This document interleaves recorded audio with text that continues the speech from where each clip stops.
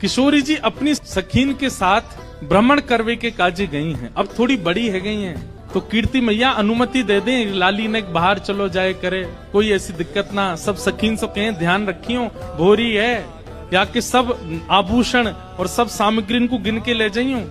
किशोरी जी आज यमुना तट देखने की जिद करती हैं और सब सखीन के साथ यमुना तट गई हैं।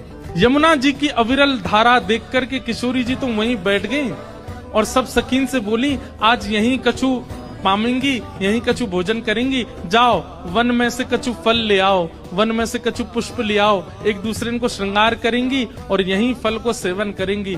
तो एक एक करके सब सखियां चली गई हैं और सब ढूंढ रही हैं, कहीं से फल तोड़ के, कहीं से पुष्प आदि तोड़ करके चयन करके लाने के लिए सब सखियां चली गई। इतने में ही यमुना जी के उस पार नंद भवन है और नंद भवन से श्री ठाकुर जी खेलने के लिए आ रहे हैं यमुना तट पर। ठाकुर जी पहुंच गए। जैसे यमुना जी के तट पर पहुंचे, देखा बड़े बड़े नेत्र और माथे पे सुंदर रोरी को बिंदा लगाए करके, नील वसन पहन करके छोटी सी किशोरी जी बैठी हैं। ठाकुर जी बहुत देर तक तो मानो जैसे छिप करके आड़ में देखने लगे। सूर श्याम देखत ही रीझे। ठाकुर जी देखते ही किशोरी जी के मुखमंडल में ऐसे आसक्त हुए कि सब भूल गए। चक डोरी हाथ में लिए खड़े भये, गिर गई नीचे। और जो भी ठाकुर जी बड़े अदा में निकले ना, बड़े सज धज के निकले, बहुत स्वरूप साज सज्जा सब धारण करके निकले, बड़े कॉन्शियस रहे अपने स्वरूप के प्रति। लेकिन किशोरी जी को देख करके सब भूल भाल गए। ठाकुर जी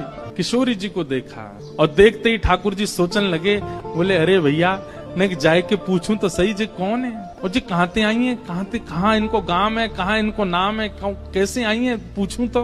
वहां सामने एक छोटी सी किशोरी जी बैठी है। यहाँ ठाकुर जी पीत वस्त्र पहन करके आए। किशोरी जी अपलक नेत्रों से यमुना जी को देख रही हैं। ठाकुर जी आए, थोड़ी आगे आकर के ऐसी अदा करने लगे कि किशोरी जी की नेक दृष्टि पड़े। कछु गान लगे, कछु करन लगे, कछु ऐसे इशारे करन लगे कि किशोरी जी की नेक दृष्टि पड़े लाला पर। इतने में ठाकुर जी के स्वर सुनकर के किशोरी जी ने नेत्र उठाए करके देखो, और जैसे ही किशोरी जी की दृष्टि पड़ी ठाकुर जी पर, ठाकुर जी पूछ रहे हैं, अरे गोरी तुम कौन हो, आप कहाँ रहती हो, आपके पिताजी कौन है, और मैंने पहले तो आपको कभी देखो नहीं यहाँ पे, इतने बरस मो यहाँ रहते भये गए। तो किशोरी जी बोली, हाँ देखवे में लग रहे हो कि 50 साल के तो होंगे तुम। नेक्स्ट से हैं, और नेक्स्ट से किशोरी जी तो पूछ रहे हैं कि मैं इतने सालन से आ रहा हूँ, मैंने तो आपको देखो नहीं, आपको घर कहाँ है और आपके पिताजी कौन है।